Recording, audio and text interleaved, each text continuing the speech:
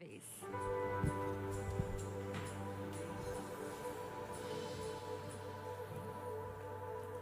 Glória a Deus. Meus amados e queridos irmãos, com muita alegria, eu desejo saudar a todos com a paz do Senhor. Amém, queridos?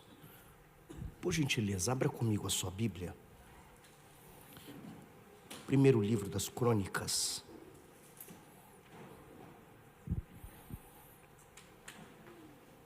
Capítulo de número 5.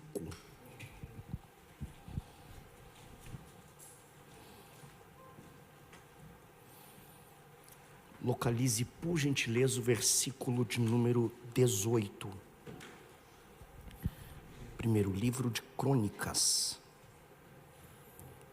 capítulo de número 5.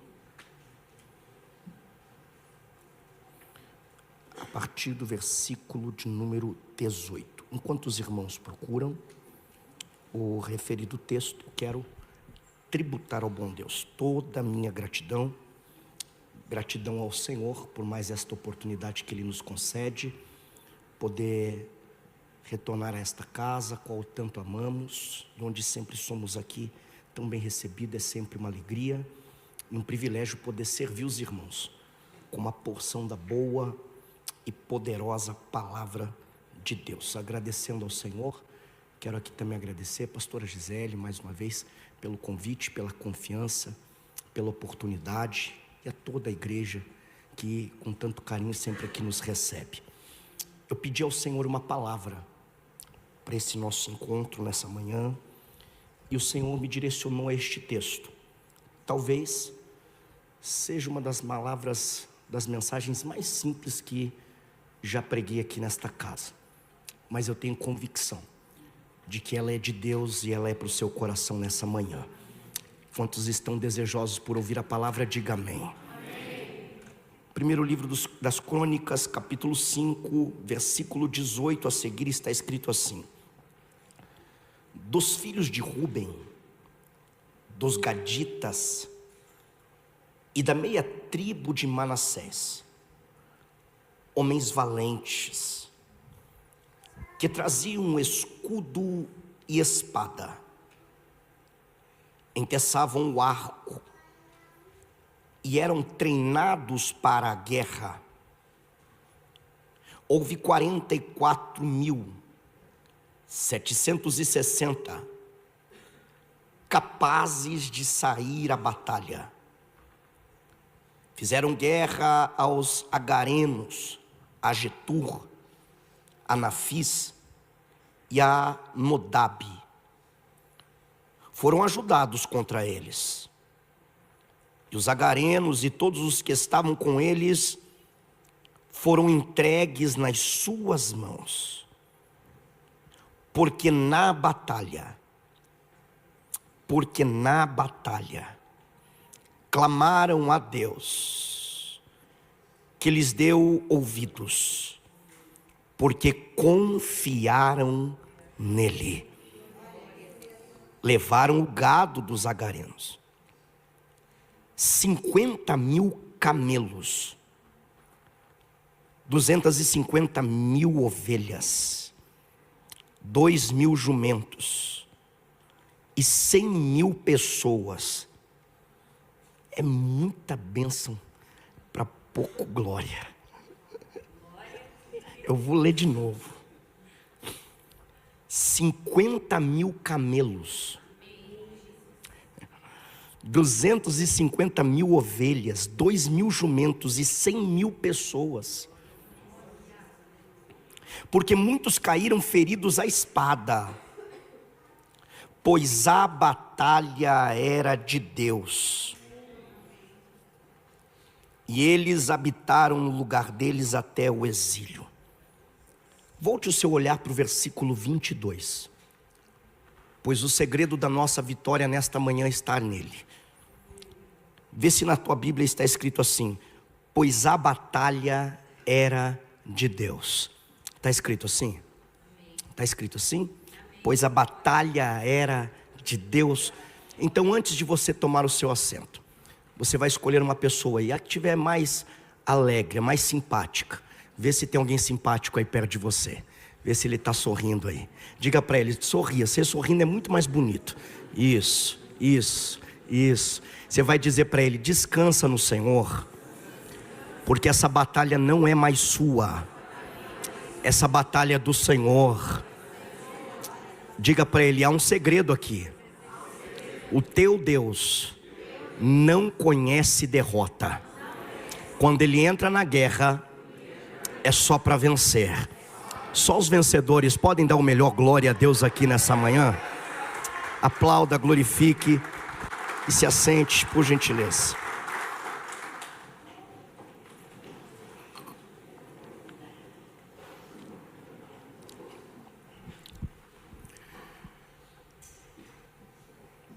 Queridos, os livros de 1ª e 2ª Crônicas, eles formam na tradição hebraica uma obra única, conhecida como os Diários dos Dias, o que deixa muito claro o objetivo do livro, que é registrar cuidadosamente a memória espiritual da história de Israel, desde Adão até o retorno do povo do exílio babilônico.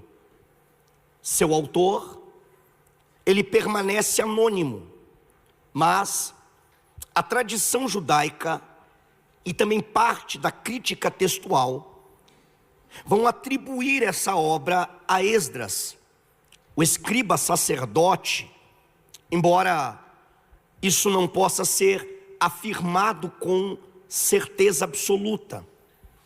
O mais importante, no entanto, queridos, aqui é entendermos o momento e o propósito da escrita desses livros.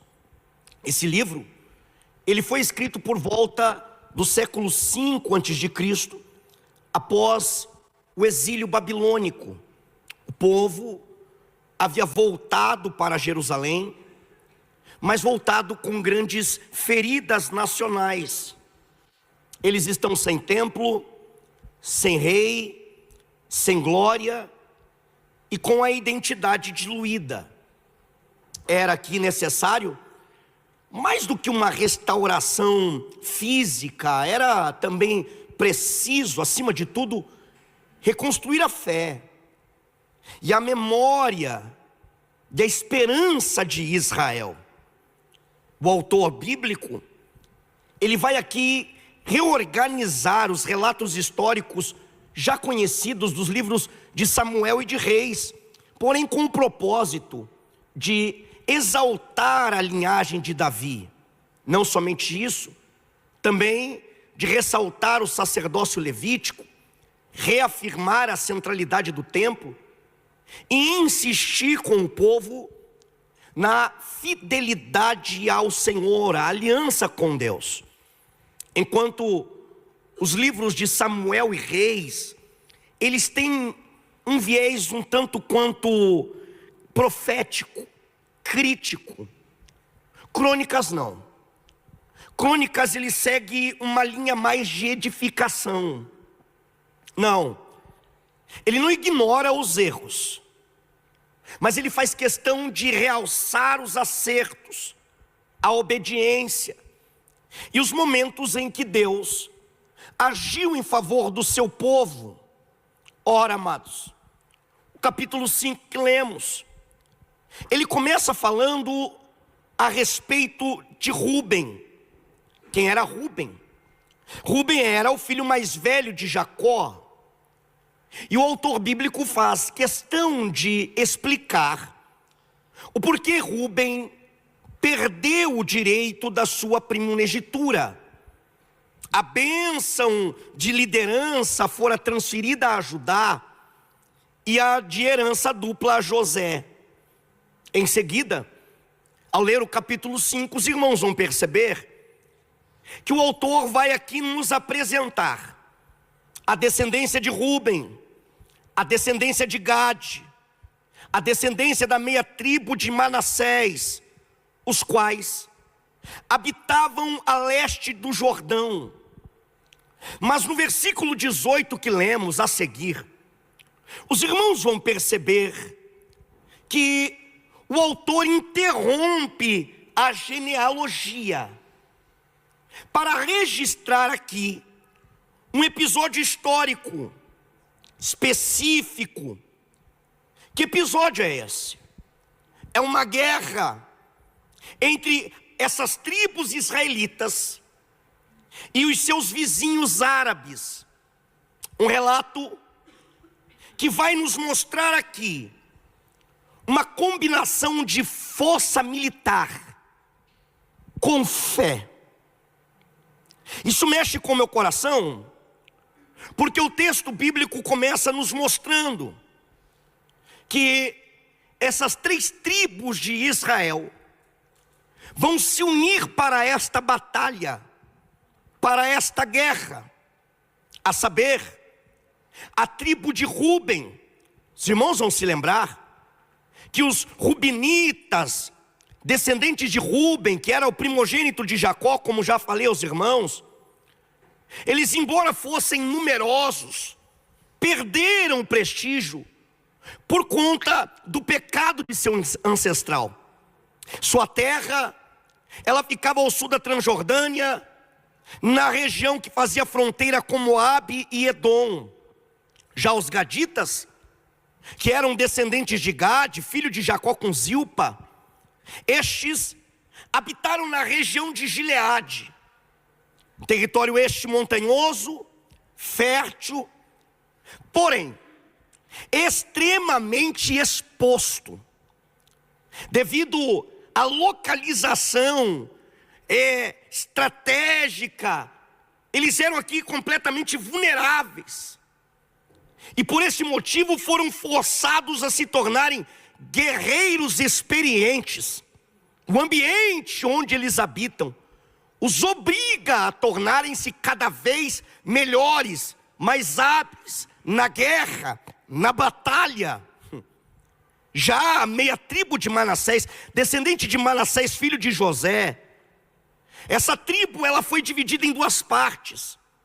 Uma ficou a oeste do Jordão, em Canaã. Já a outra ficou com Ruben e Gade, ao leste do Jordão. E é essa que vai guerrear com eles. Essa terra lhe foi concedida por Moisés mediante um compromisso. Que compromisso era esse? O compromisso dessas 3 tribos era que eles ajudariam Israel todas as vezes que Israel fosse para a peleja, para conquistar a terra prometida. Eles sairiam de seus territórios e iriam para a batalha. É interessante, porque em Números 32, as tribos de Ruben, Gade e a minha tribo de Manassés, eles vão pedir para ficar do lado leste do Jordão, por causa da boa pastagem para o seu gado. Moisés os advertiu quanto à separação do restante do povo, temia algo pior. Porém, Moisés vai permitir que eles fiquem e ocupem essas regiões, com a ressalva de que toda vez que tivesse guerra, eles precisavam se levantar e ajudar a Israel. Isso é interessante, porque essa escolha territorial os colocou à margem da terra prometida, uma posição militarmente delicada, porém economicamente vantajosa demais. Ora, queridos, a Transjordânia era fértil, pensa num solo fértil, mas também um ambiente extremamente vulnerável a ataques constantes. Era aqui uma zona de fronteira com amonitas, moabitas, arameus, agarenos, tribos árabes. A terra era boa para o gado, mas era péssima para a segurança. Escute isso aqui. Eles estavam aqui completamente isolados fisicamente e espiritualmente do centro religioso de Israel. Isso é interessante, porque o texto vai nos mencionar aqui que os agarenos vão se juntar com Getur, Nafis e Nodab, que eram aqui clãs árabes nômades, descendentes provavelmente de Ismael e Agar, ou tribos semitas do deserto da Síria Arábia, e se levantaram contra eles para guerrear. Esses povos que estão se levantando para a guerra contra essas tribos de Israel, eles eram completamente hostis a Israel. Não somente isso, eles eram especializados em ataques rápidos, saques, fugas. Para piorar, eles tinham domínio total das rotas do deserto, conheciam os caminhos, os atalhos, além de ter esse conhecimento geográfico, tático, superior na região. Logo, estamos falando aqui de um adversário difícil de enfrentar, não apenas por causa dos seus números de guerreiros, de soldados, mas pela tática nômade, imóvel de guerra. A guerra contra eles era de fato uma guerra difícil de vencer. O cenário da batalha que está diante de nós é extremamente desafiador. As tribos israelitas, como disse aos irmãos, estavam cercadas, isoladas, e os inimigos, para piorar, resolveram se unir em uma coalizão de povos nômades com o objetivo de saque e domínio de território. Para piorar, o combate era no terreno do inimigo, em um terreno hostil, desconhecido para os israelitas. A superioridade tática e o conhecimento do deserto também favoreciam e muito o inimigo sob qualquer perspectiva militar. Essa era uma guerra impossível de se vencer pelos meios naturais. Ainda, irmãos, que a Bíblia nos mostre que os homens de Ruben, de Gade e a meia tribo de Manassés fossem extremamente qualificados para a batalha, senão vejamos, o texto que lemos nos diz que eles eram homens valentes. Você pode repetir comigo? Homens, mais uma vez, 1, 2, 3. Homens valentes aqui, o texto está nos dizendo que eles eram guerreiros de elite. Não é qualquer soldado, não é qualquer guerreiro. Nós estamos falando aqui de homens de coragem, força, honra, homens de guerra, treinados, forjados para a batalha, homens que foram preparados para momentos como esse, experientes. Não se trata de amadores, homens esses que eram capazes de manejar escudo, espada, arco e flecha. Vem comigo. O escudo aqui era aquele escudo grande, oval, usado na infantaria pesada. Já a espada era aquela espada curta, para um combate corpo a corpo. Já o arco e flecha era uma arma utilizada para ataque à distância, essencial no terreno aberto de Gileade.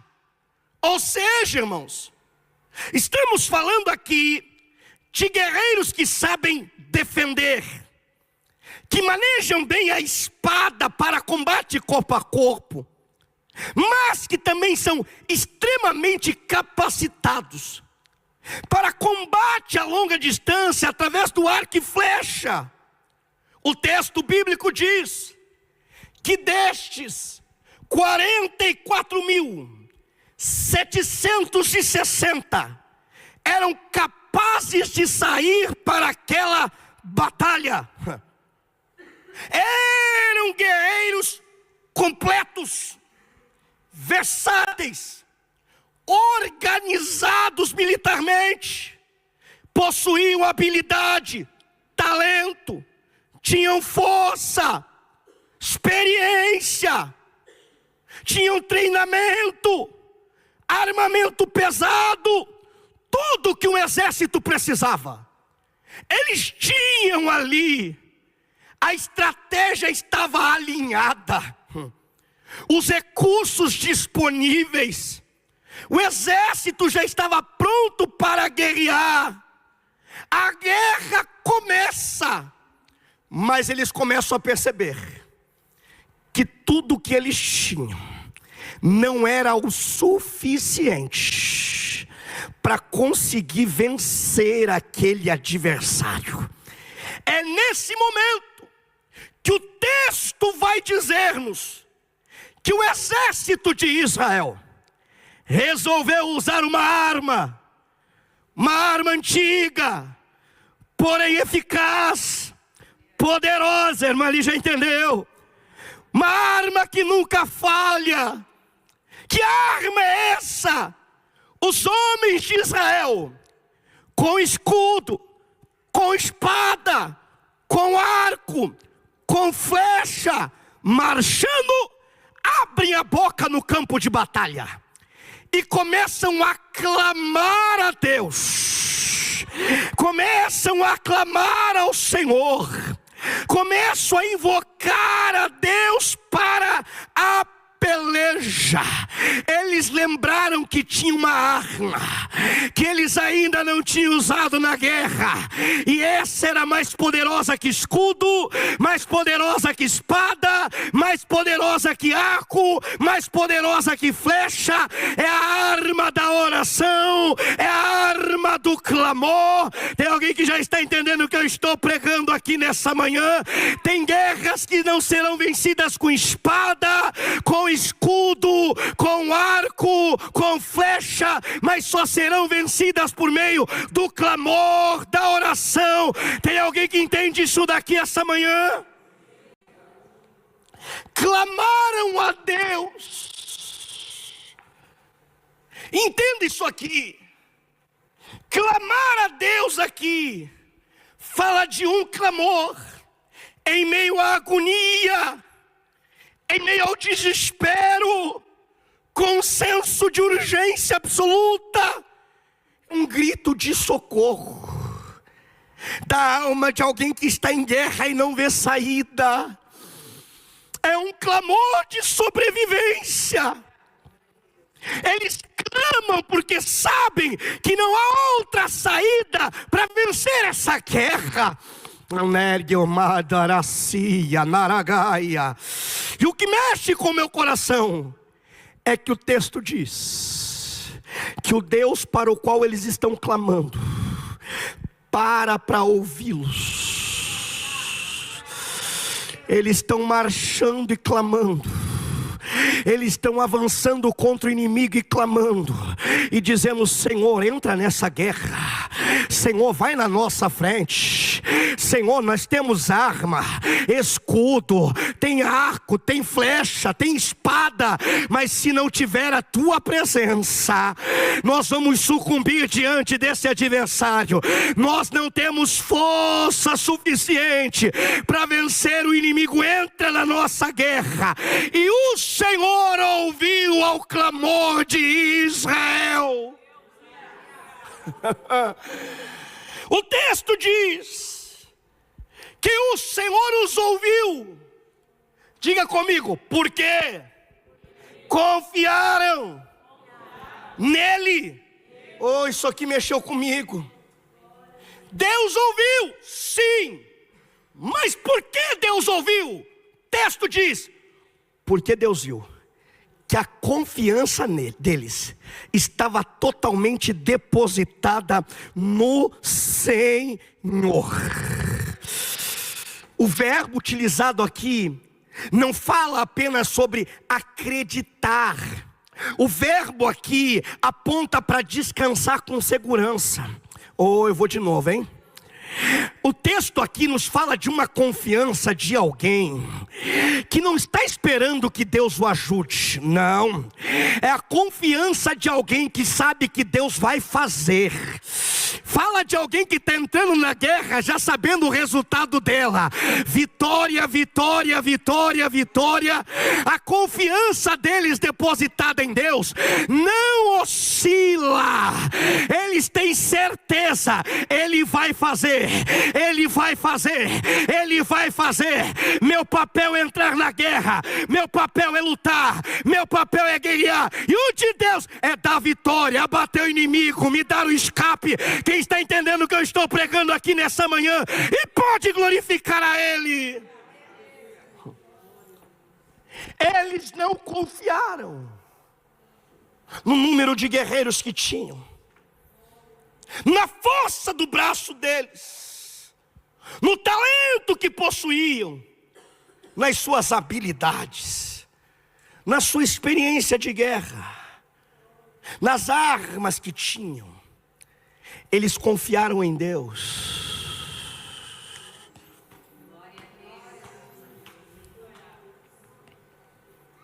E porque confiaram nele, o Senhor decidiu entrar na guerra.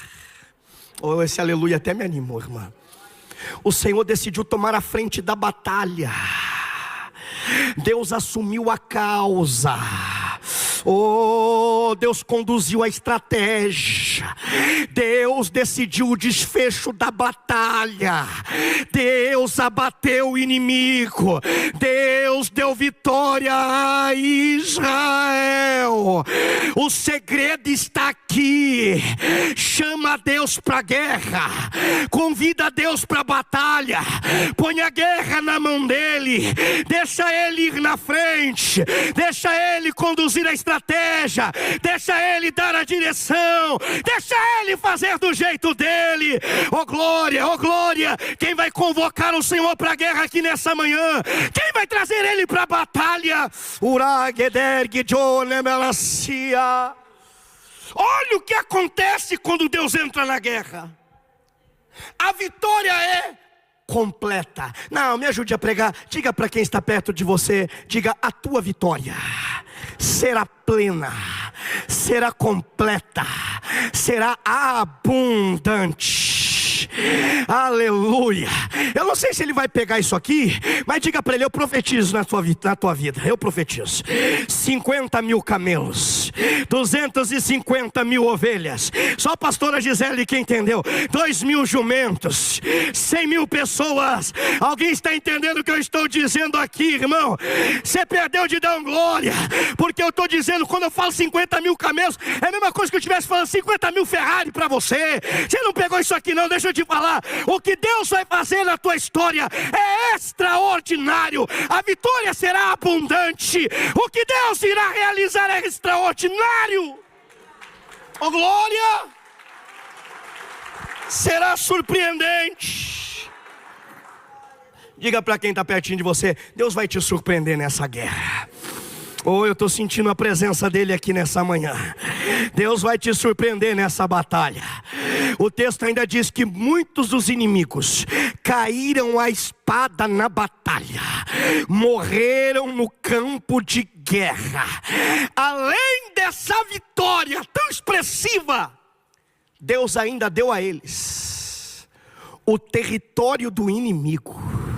Meu Deus. Deus fez com que eles habitassem na terra do adversário.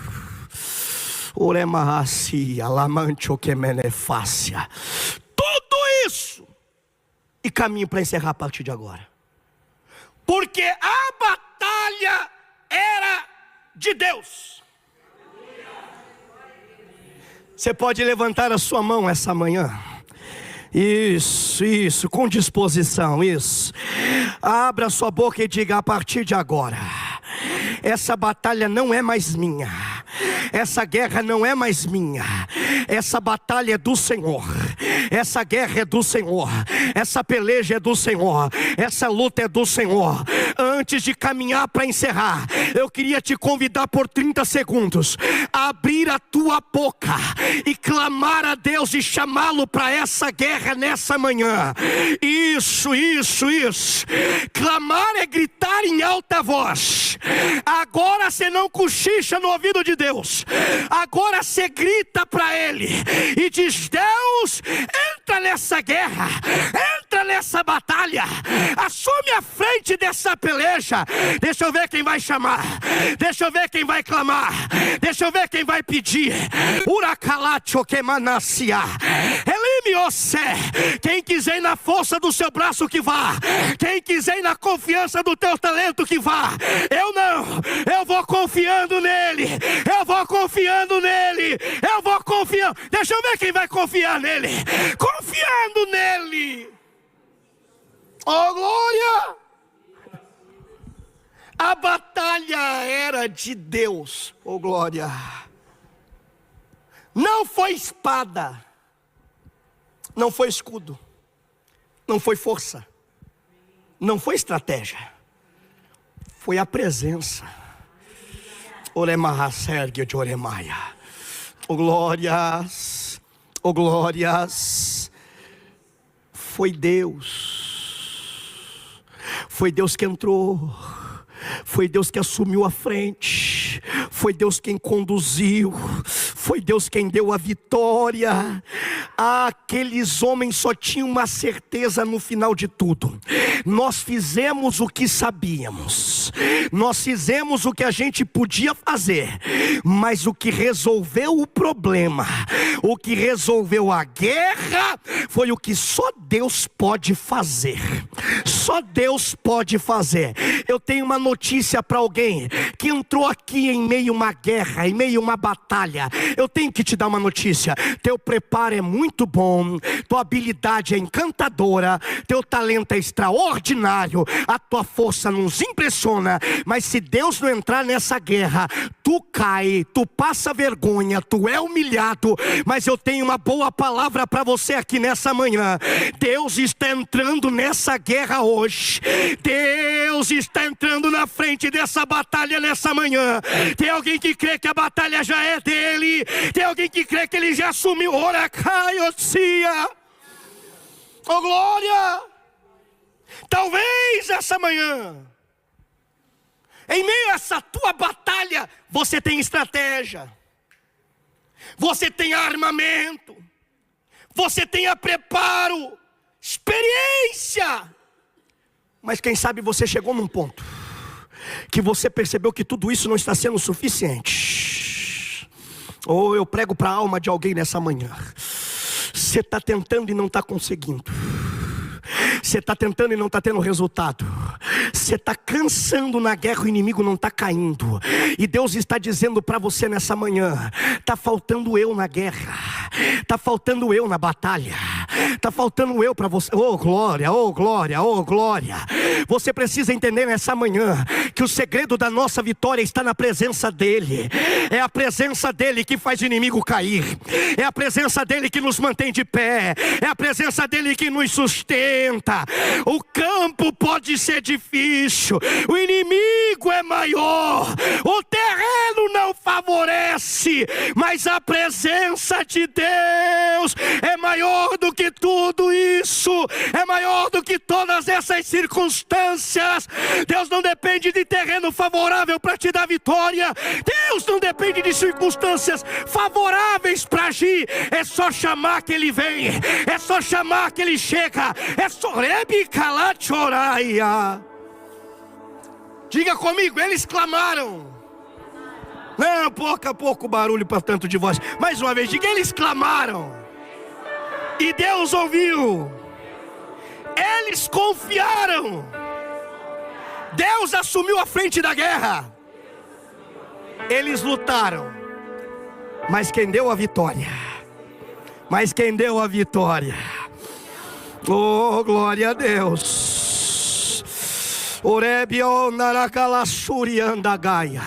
Pega firme na mão desse crente que Jesus deixou do teu lado e não foi à toa. Isso, aperta a mão dele, vê se ele está vivo aí, vê se ele já acordou nessa manhã. Isso. Diga para ele: teu Deus não mudou, Ele pode fazer de novo. Ele pode fazer de novo. Pastora Gisele, Ele vai fazer de novo. Ele vai fazer de novo. Ele fez lá atrás e está registrado aqui, para que a gente saiba hoje que Ele não mudou. Ele pode e vai fazer de novo. Teus inimigos cairão, eles não resistirão. Haverá um tempo de colheita abundante. A mediocalacia. Fica de pé comigo, eu já preparo para encerrar. Fica de pé. Estende a tua mão assim em forma de receber. Tem alguém que recebe profecia aqui nessa manhã? Tem alguém que crê em palavra profética? Vou liberar sem medo de errar. Deus está entrando em guerras nessa manhã que você não consegue mais sustentar, que pela força do seu braço você não conseguiria vencer. Essa batalha não é mais sua, essa batalha é do Senhor. Deus fará você vencer batalhas que pela tua ótica eram impossíveis de vencer. Deus vai transformar o ambiente de guerra no ambiente de colheita abundante. Eu estou profetizando que você vai sair dessa guerra sem nenhuma ferida. Deus vai te guardar, Deus vai te proteger. Nenhuma seta, nenhuma flecha te atingirá, nenhuma cilada, nenhuma emboscada te pegará de surpresa. Espada alguma te cortará, pois quem te guarda não perde guerra. Quem te guarda não conhece derrota. Você vai sair dessa guerra muito melhor do que entrou. Vai sair com a bênção, vai sair com bens, vai sair com território. Deus te traz a um tempo de conquista. Mas quando alguém te perguntar como é que você venceu, você vai dizer: não foi pela força do meu braço, não foi com a minha estratégia, não foi com o meu talento, foi Ele, foi Ele, foi Ele.